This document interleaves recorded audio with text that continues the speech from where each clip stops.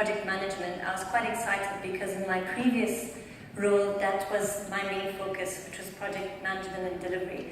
And now I've shifted gear to policy and innovation. And really what it is, in essence, delivery touches any sector that you work in. It's the most important part, because if you can have a great idea, if you can't deliver, it remains as an idea on a desk.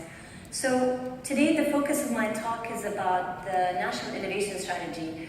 Most of you actually are coming from different parts of the world, probably are not familiar why we're hosting the UAE Innovation Week.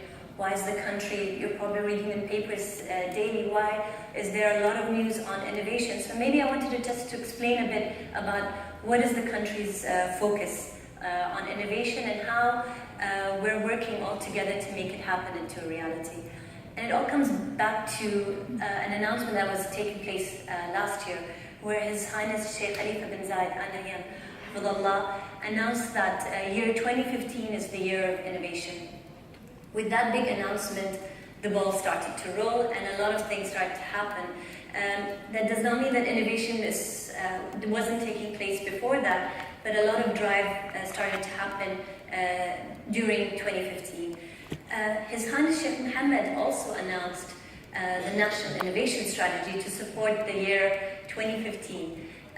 And the National Innovation Strategy is really the umbrella of what we're trying to do and how we're trying to push forward. Why the program of project management is about innovation and what's everyone's role towards that. And maybe what I'll do is, before I get into the second part of my presentations about how do we deliver, I thought maybe I'll spend some time explaining what is the National Innovation Strategy. And before explaining the strategy, innovation means many different things to many different people. It could mean invention, it could focus on a specific field. For us as a country, innovation is about making things, making impact and change in an innovative way. And it touches across services, policies, systems, and different fields and so forth. And really why the focus is because we understand and we realize that innovation could improve the quality of life. It does a huge impact on the competitiveness of our economy, and it also creates new job opportunities. So we see the role of innovation as a much higher purpose, and hence a lot of focus has been in that. And so the country's vision really is to be among the most innovative nations in the world. And this vision is very strong and bold, and we're working towards all of us as a different sectors to make that happen. Let me take you very quickly through what is the framework of the National Innovation Strategy. And this framework is online and it's easy to share, and it has details upon each of the different areas. To begin with, we understand that for the National Innovation Strategy, we need to have a very strong ecosystem. And in the ecosystem, we look at the regulatory framework, we look at the technology infrastructure, we look at the funding and the enabling services. So these are key components that we know that to be able to get the ball rolling, we need to have a very strong foundation. We also looked at champions, because we realized innovation is not set for a specific sector. It cuts across many different sectors. It looks at individuals, everything from the early ages, from schooling all the way up to attracting talent. It also looks at innovative companies and institutions, how they can play a key role in terms of R&D, incubation, and exporting of innovation.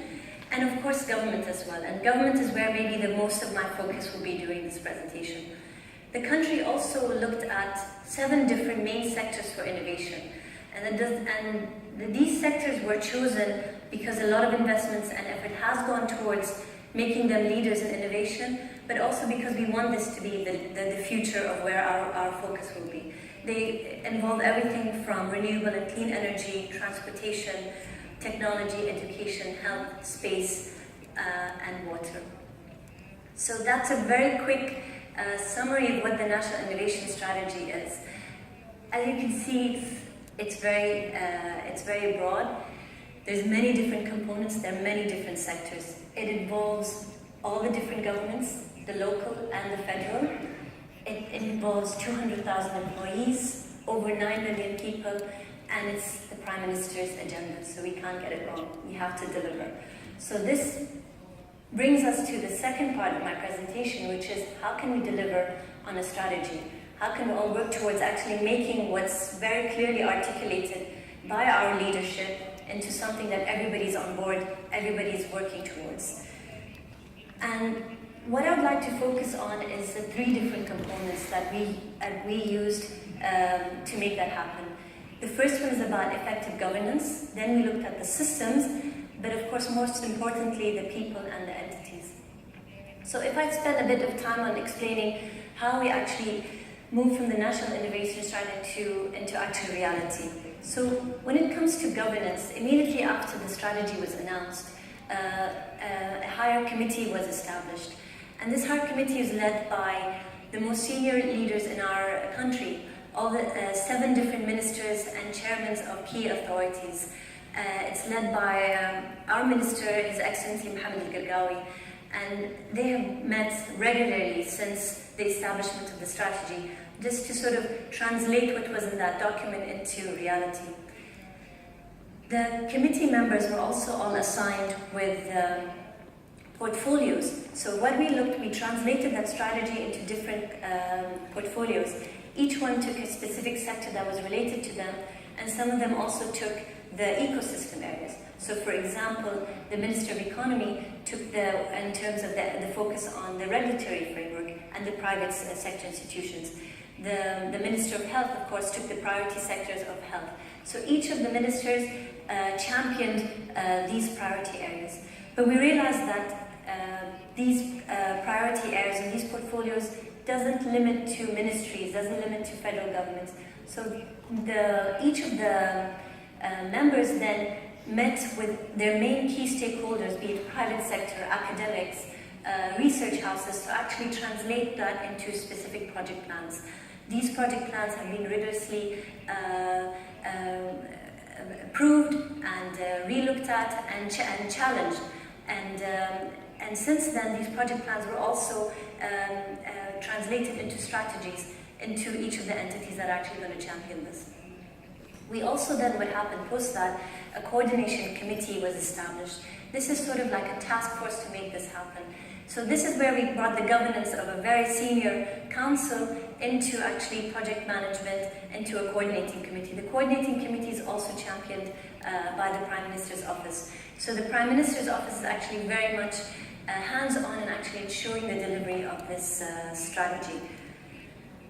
So, as I described, plans were developed, detailed plans for each of the different portfolios. Strategies were updated to make sure that this took place, and key performance indicators were also established. So that meant we need to start tracking the delivery. All of this was done back in Q1 and Q2 of 2015. We are now at Q4 of 2015. So that we changed the focus from actually planning and strategy to actually delivery. And this is where we are today, the stage that we're at. But before I go into details of the National Innovation Strategy, I wanted to maybe link back to something that you probably all heard as an announcement on Sunday. One of the big announcements we had on Sunday was the announcement of the higher policy of science, technology, and innovation. This policy supports the National Innovation Strategy as well, and over 100 initiatives were announced, over 300 billion investments are already taking place in that policy. So even though we are in the tracking, the delivery phase of most of the projects, some of the things that the National Innovation Strategy, we're still launching new policies to support that strategy. For the delivery part of the National Innovation Strategy, one of the key things that we did was, once the project plans were established, there were many different players, many different bodies involved in actually contributing to that. These different bodies then created their own project management office and systems. This is a format that we encourage most of these government bodies to follow. A delivery team, project managers, and this delivery team then fed into a tracking system that we are managing in the Prime Minister's office. One of the things that we use is actually, we've invested heavily in systems, and systems that we've actually been working on since 2008. So this system actually is a screenshot of our performance management system. You think performance management and delivery don't really go together, but we actually merge them together. So the performance management system that has been active since 2008 now has a new system in place which is specifically for delivery tracking. So this is the tracking for the monthly reports that we actually receive in the Prime Minister's office. It tells you to what extent that they've actually delivered in their project, and the color coding is to say that whether we need to intervene or support or catalyze. Of course, you've seen Gantt charts. This is a project management delivery forum. So there's also, of course, Gantt charts, and there's also project charters. So this is something that for all the project plans that were in place for the National Innovation Strategy, we actually have this system in place. The system itself is going to be automated and going live this month. Since then, we've been doing it through Excel sheets and interpersonal thing, but now we're systemizing it as well. The other thing that we realize is that it's good to have tracking and KPIs and project charters, but you need to incentivize for people to deliver. So that's something that we did. So this year we also announced a change in our excellence program. The government excellence program, for those of you who are not aware of, is one of the most important award schemes that we have in government. Everybody pays attention to it, everybody works towards it. The key thing that we changed this year was actually we added innovation. So here the components of innovation is that we're going to be awarding entities that have actually delivered in their national innovation plans, that have actually delivered in their contribution towards the innovation drive. And this is something that in May 2016, when the awards will take place, we'll know actually who put the most effort in actually making this happen.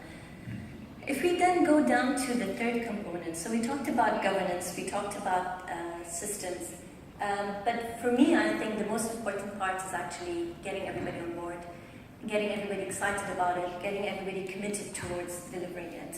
And that's why the third component we feel is one of the most critical ones is actually buying capable people who actually can deliver on this, but also entities that are supportive. And because of that, His Highness felt that there was a need for an institution to actually help support that drive. And since then, with the National Innovation Strategy, the Centre was also established. And the Centre's role was actually to make innovation an everyday practice in government. So it's no longer a niche, it's no longer confined to a small group of people, it's something that is part of our culture. And the Centre's really main focus areas is three things.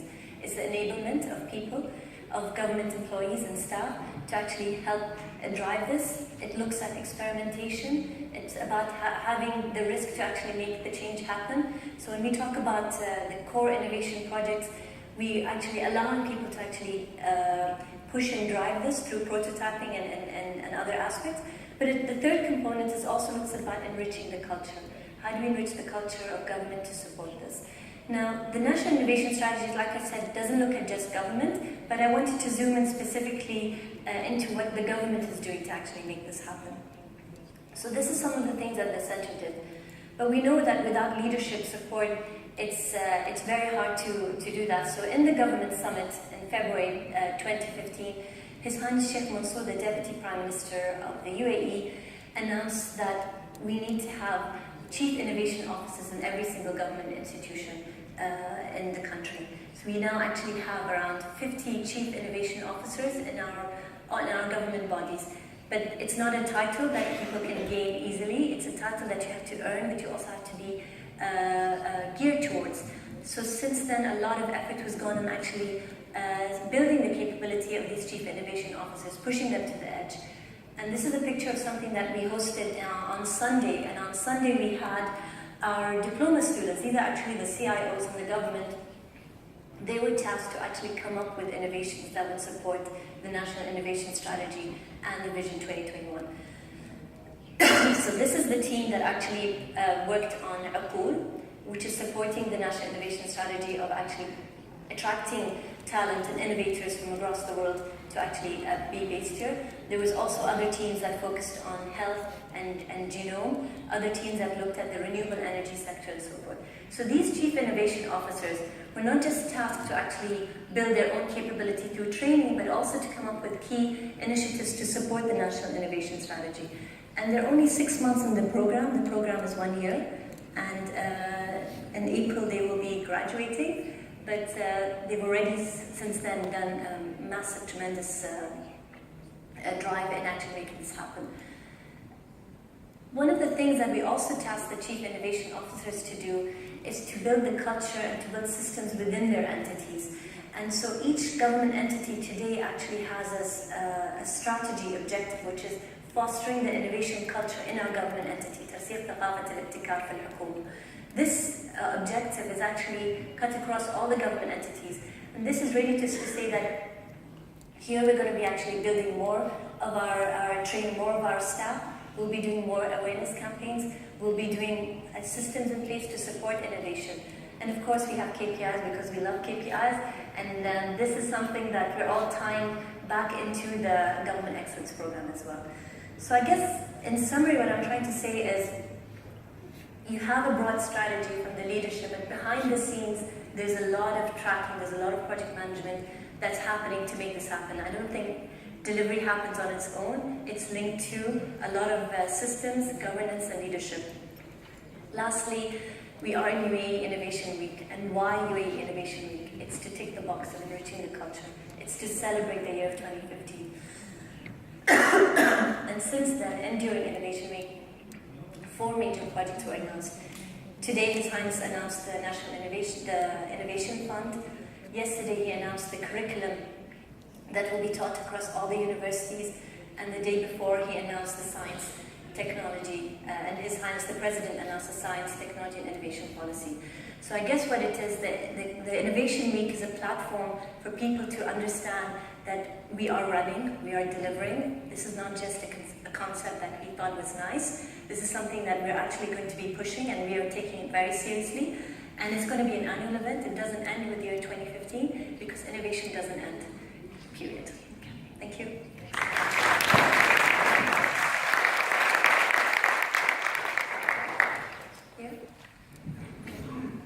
Thanks a lot, Your Excellency. So we have a little bit of time to take a couple of questions from the audience. First of all, I will start, if you allow me, with the first question. It's very impressive to see the amount of investment from the government to make this innovation strategy happen. I would like to know, in terms of project management, what is, in your eyes, the main vehicle to actually deliver this strategy? I think, to be honest, I think leadership is one of the most important part. If we didn't have the leadership 100% on board, committed, excited, and setting the direction, it would be very hard to move such a massive program as this. His Highness is attending almost daily projects that are happening across the nation on innovation. The tracking system that I talked about, the system actually, he can actually see it on the palm of his hand. He has the version of that system as a dashboard on his mobile. So I think leadership is for me, one of the most important aspects of this. And we're a country that we love our leaders. We're a country that when the leadership sets a vision, we all run. So that's a great example. Thank you. Yeah, I would like to ask you a question. Now, how is human diversity in UAE is going to contribute in innovation and creativity? Sorry, how is what? التنوع البشري. How the human diversity in UAE, which you have more than 200 nationalities, how this is going to be part of creativity and innovation, and how going to use this kind of unique environment in UAE? So maybe I'll give you an example. UAE Innovation Week was something that was announced in August through a Twitter. And since then, we've received over 900 activities. These 900 activities are not government. We have the universities, we have the private sector, we have the NGOs, we have schools, private sector schools have all embraced this. So this is something that when we do a campaign as big as this, it's not for a restricted audience, it's for the country. And some of the activities that are happening during Innovation Week, this is one of the main activities that are happening during the week, but there are others as well that looks at public-private partnerships in innovation, that looks at IP, There's things that are happening in incubator spaces that are talking to entrepreneurs. There are other areas that are looking at innovation in the hospitality sector, on golf. So this is where we actually broadened it into actually not just focusing on a specific segment. It's open to whoever is keen and willing to move towards that. So the country does things for the country, and the residents and the citizens are one.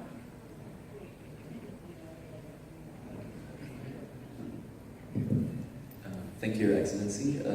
My question is, based on the announcement that you just shared with us, which was also made 2 days ago, we've noticed that 6 billion was allocated for establishing research centers with academia, if my figure is not incorrect. And the thing is, I feel that the collaboration between industry and academia can be much more than that, because 6 billion represents 2% of the budget allocated. Now, the thing is, if we look at the private industry at the moment, the way that they operate is that they conduct R&D outside the UAE mainly. So is this part of the vision? Do you think that industry, the private sector, is meant to be engaging with the corporate sector, or is it going to be mainly government-backed? So what's the vision from that aspect? I didn't get the chance to go into details of the strategy, but if we opened up the bubble of the private sector, the key directions that we had there was encouraging private sector to work on applied research. Because one of the things that we realized, and you rightly said, is that most of the private participation in the country is on exporting or trade, or being the Dubai being, or UAE being the bespoke for the region. But one of the things that a lot of effort has gone is actually encouraging to do applied research as well. There was a talk that was given on the first day of the Innovation Week about how do we get private sector to be more involved. So one of the key things that since the National Innovation Strategy happened, we've been meeting with the multinationals that are based in the country, and all of them have actually said that this is how we're going to contribute. So Thomson Reuters set up the National Innovation Center. Hawaii also announced that they're going to be setting up a National Innovation Center as well. And the key thing is that for innovation, it's all about collaboration. It's not about working on your own. And the centers, one of the key things that we're doing in the center is bringing partnerships on board. So the Genome Project is with a pharmaceutical company here as well. So this is some of the things that we're doing. And maybe it's not coming out as strongly in the newspapers, but it's a very conscious decision that we have to work together, public and private, to make a big effort. But in R&D, I think the numbers don't give it justice, because we have, one of the key things that we want to do is actually push more R&D, which is in the corporate side, not just the academic side as well. Thank you. We have time for one last question, please. On the onset, I'd like to welcome you to DIPMF 2015 edition, and thank you for being amongst us today. You had mentioned that the UAE Innovation Week, which inaugurated, I think its first edition this year, will be an annual event. Just for us on government level, on private, I think, sector as well, some people here with us today, is it a fixed date, a fixed month that we will all have to work towards?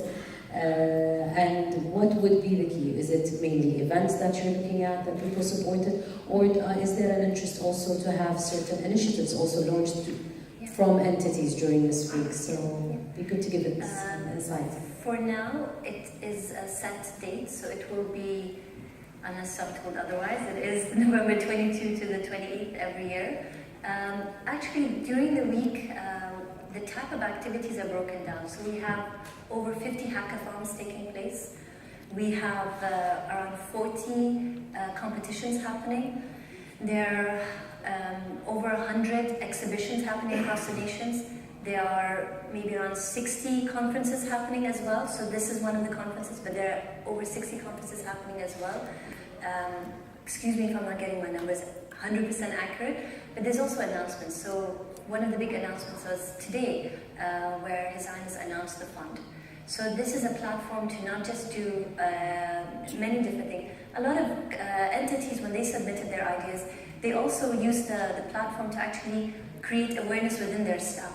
So they did a lot of effort on programs for creating fostering innovation culture within their staff as well. So it's a combination of many things. You have coding exercises happening in Kidzania. You have arts innovation happening in JBR, but you also have you have a marathon happening on the drive for innovation. So they're really various, but at the same time you have opening of massive tech shops and maker spaces across the nation. You have Northern Emirates doing, for example, Fujairah is hosting a huge exhibition of the robotics that children have been working on. So it really, we didn't want to restrict it. When we first when the idea was first thought it was maybe should we do it government, but of course His Highness said no, it's everyone, it's across the nation, and it's any type of innovation.